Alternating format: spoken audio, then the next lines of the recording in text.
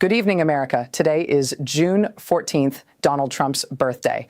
And Donald Trump announced yesterday on Truth Social that today, his birthday, is the day the Iran peace deal gets signed. He wrote, "The deal is scheduled to get signed tomorrow, and immediately after it is signed, the Hormuz Strait is open to all." He called it a wall to no nuclear weapon. Wall Street surged. Oil prices dropped more than 3%. Pakistan's Prime Minister Shehbaz Sharif said a peace deal is likely expected to be finalized in the next 24 hours, with Pakistan preparing for the electronic signature process. Iran's own Foreign Minister Abbas Araghchi said the deal has never been closer. And then, within hours of all of that optimism, Iran's Islamic Revolutionary Guard Corps published a statement on Telegram that stopped the world cold. The IRGC said the signing on Sunday is definitely not happening.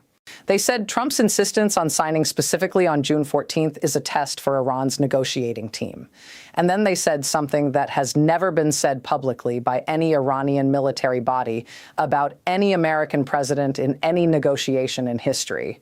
They suggested Trump may be trying to use the signing of this peace deal as a personal birthday publicity event, a propaganda event, a symbolic gift to himself on his own birthday. And Iran's official Fars news agency confirmed it. A source close to Iran's delegation said reports claiming a final agreement has been reached are completely inaccurate. The signing will not be tomorrow. Tonight, America is watching the most dramatic single day of diplomatic theater this war has produced. A president who says the deal is done. A military corps of the country he is negotiating with saying it is definitely not done. A Pakistani prime minister saying 24 hours. An Iranian foreign minister saying never been closer.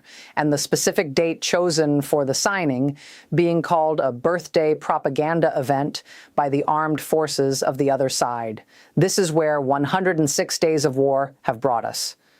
Tonight, we are going to tell you everything. What Trump actually said, what the IRGC actually said, what the markets did, what Pakistan said, what the deal actually contains, and what the next 24 hours will determine about the future of this war.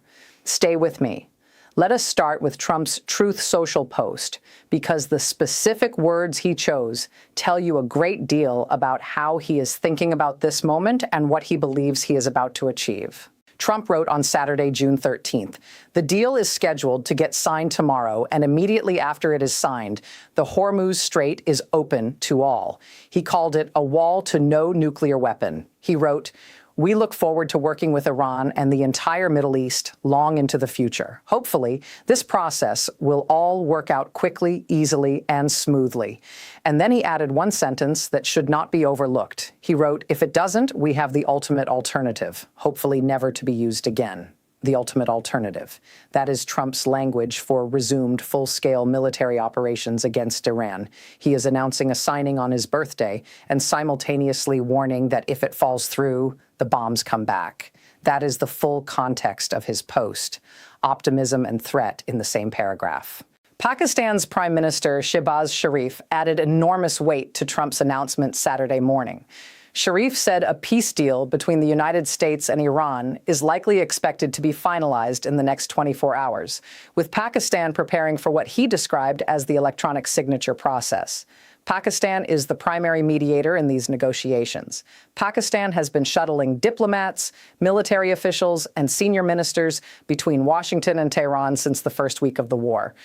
For Pakistan's prime minister to say publicly that a deal is likely expected in the next 24 hours and that Pakistan is preparing for electronic signatures means that Islamabad has been told by both sides that they are at the point of signing. That is not a press release. That is a mediator who has been in the room telling the world what he has been told by the parties. And then Iran's foreign minister Abbas Araghchi said on June 12th, just 2 days ago, that a deal has never been closer. Never been closer. Those were the words of the top diplomat of the Islamic Republic of Iran, the government that has been at war with the United States for 106 days. Never been closer. So the table was set. Trump said today is the day. Pakistan said it is coming in 24 hours. Iran's foreign minister said it has never been closer. Markets surged. Oil dropped more than 3% as investors calculated that the Strait of Hormuz would reopen by Monday morning and global energy supply would normalize within days. The S&P 500 futures rose. The Dow Jones futures climbed. The Nasdaq futures moved higher. The entire global financial system was pricing in peace this weekend. And then the IRGC released its Telegram statement. Here is what the IRGC said in full, because every word of it deserves to be understood precisely. The IRGC said Trump's announcement of a Sunday signing came despite Iranian negotiators explicitly stating that the memorandum has not yet been finalized, and that signing on Sunday is definitely not happening. They described Trump's announcement as unusual insistence on finalizing the deal on that specific date. They called it a test for Iran's negotiating team, suggesting America was trying to pressure Iran into accepting incomplete terms under artificial deadline pressure. And then they said the part that became the most shared and most discussed statement of the entire week. They wrote that some observers believe Trump's insistence may be driven by a desire to use the occasion symbolically and turn it into a personal publicity event. They connected the June 14th signing date to Trump's June 14th birthday, and they called the entire proposed signing a propaganda event. A source close to Iran's delegation, speaking to Fars news agency, was equally direct. They said reports claiming a final agreement has been reached are completely inaccurate. Iran's foreign ministry spokesperson went on record saying the signing will not be tomorrow. The definitive rejection from Tehran, first reported by Fars and then confirmed by the IRGC's own Telegram statement, directly challenged the narrative the White House had spent the previous 48 hours building. And by going on record through state media rather than through back channels, Iran's team made a deliberate choice to push back openly, publicly, and by name against a sitting American president's claim about an active diplomatic process. That is an extraordinary diplomatic moment. It is not unprecedented for governments to disagree during negotiations. It is unprecedented for the military core of one government to publicly accuse the president of the other government of staging a birthday propaganda event around the signing of a peace deal. The IRGC statement is not diplomacy. It is humiliation. It is Iran telling the world that Trump cannot be trusted to describe the deal accurately, that he is trying to manipulate the timing for personal political reasons, and that Iran will not be rushed into signing an incomplete memorandum because Donald Trump wants a birthday present. Now, let us be clear about why this specific accusation is so strategically damaging. Trump has a history in this negotiation of announcing deals before they exist. He said the deal was largely negotiated on May 23rd. It was not signed. He announced a final determination meeting on May 29th. He walked out without deciding. He said the deal could be reached in 2 or 3 days on June 9th at the NBA Finals. No deal was signed. He said a deal could be in its final throes after Trump called off strikes against Iran, saying Iran's supreme leader had approved a settlement. No deal was signed. And now he said the deal is scheduled to be signed on his birthday, June 14th. And the IRGC has said that is definitely not happening.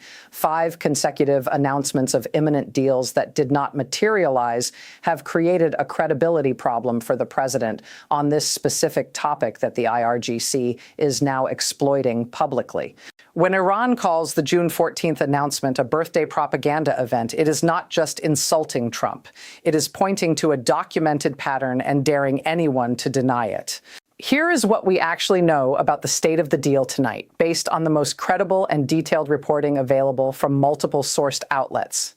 The deal framework, as it currently exists, involves the United States and Iran agreeing to a memorandum that would reopen the Strait of Hormuz in exchange for proportional lifting of the American naval blockade, begin a 60-day follow-on negotiation on Iran's nuclear program, establish a ceasefire on all fronts, including Lebanon, and provide Iran with some form of sanctions relief proportional to its delivery of the deal's requirements. The specific sticking points that have prevented signing include the sequencing of sanctions relief versus Iran's delivery of its commitments, the language describing what the deal requires of Iran's nuclear program in the first phase versus the 60-day follow-on period, and the Lebanon ceasefire enforcement mechanism that would govern Hezbollah's withdrawal from south of the Litani River. None of those sticking points were resolved last night, and Iran's IRGC confirmed this morning that the memorandum has not yet been finalized, meaning those issues are still open. Trump's announcement of a Sunday signing appears to have been made on the basis of progress in the negotiations combined with his desire to announce a historic achievement on his birthday before the actual text of the memorandum was fully agreed. Iran's response was to reject the timeline publicly and use the rejection to embarrass the administration. But here is what must also be said clearly tonight. The fact that the deal did not get signed today does not mean the deal is dead. Iran's foreign minister said on June 12th that the deal has never been closer. Pakistan's prime minister said on June 13th that it is likely to be finalized in the next 24 hours. Those statements did not become false because the IRGC rejected the Sunday date. What they reveal is that a deal is genuinely close. The parties are genuinely near agreement. But the specific date Trump chose and the framing he applied to the announcement created a diplomatic incident that delayed rather than accelerated the signing. The G7 summit is beginning next week in Canada. The Trump administration had been hoping to announce a peace deal with Iran as a centerpiece achievement at the G7, giving the president an extraordinary diplomatic moment on the world stage in front of allied leaders. A signed Iran deal at the G7 would be the defining foreign policy image of Trump's second term. That context explains why there has been such enormous pressure on the negotiating teams to finalize something in the next few days, not because the deal is completely ready, but because the G7 calendar is creating deadline pressure that both sides are navigating in different ways. America wants to sign before Canada. Iran does not want to be seen as rushing to sign because America has a summit to show off at. The Lebanon ceasefire dimension of today's story is one that deserves more attention than it has received in the coverage of the birthday propaganda drama. Israeli forces continued operations in southern Lebanon today. The Lebanese Health Ministry confirmed the death toll from Israeli strikes since March 2nd has now reached 3,682 people, more than 10,000 wounded, more than 1 million displaced. And the Lebanon ceasefire that Iran says must be part of any deal, covering all fronts without exception, is being directly undermined by Israeli ground operations and airstrikes that have not stopped. Every day the Lebanon war continues is another day Iran has justification to say the ceasefire is not holding and the deal cannot be signed. The Lebanon front is not a side issue. It is the tripwire that can blow up the deal at any moment. There is something else that happened this week that most of the diplomatic coverage has not adequately contextualized. Trump ordered American negotiators to take their time closing the deal with Iran, according to reporting this week. He publicly told his team not to rush, not to accept incomplete terms under pressure, and then, 2 days later, he announced the deal would be signed on his birthday. Both of those things happened in the same week. Trump telling his negotiators to take their time and then setting a birthday deadline is not a negotiating strategy. It is a president who is simultaneously impatient and aware that impatience is dangerous, trying to project confidence while managing a process that is not fully under his control. Wall Street's reaction to this week's diplomatic developments has been dramatic and reveals how much economic weight is riding on the outcome. The S&P 500 surged when Trump announced a breakthrough in talks. Oil prices dropped more than 3%. Futures for the Dow Jones Industrial Average climbed. The Nasdaq moved higher. These are not small market movements. They represent trillions of dollars of global financial activity responding to the possibility that the Strait of Hormuz might open in the next 24 hours. And those same markets will move in the opposite direction with equal or greater force if the deal collapses, or if the next week produces another string of near misses without a signature. America, here is my question for you tonight, and it is the most direct one since this channel launched on day one of this story. Today is Donald Trump's birthday. He announced the Iran peace deal would be signed today as a birthday gift to himself and to America.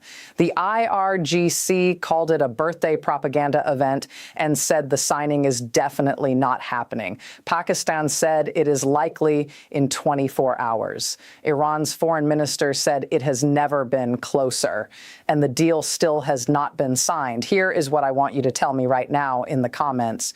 Do you think the Iran deal gets signed this week? And do you think Trump choosing his own birthday as the signing date was smart presidential confidence, or was the IRGC right that it was a propaganda move that backfired? Drop your answer right now. This is the most watched moment of this entire war. The next 24 to 48 hours will define the rest of Trump's presidency and the future of the Middle East. Subscribe and turn on notifications. We will be here the moment it happens.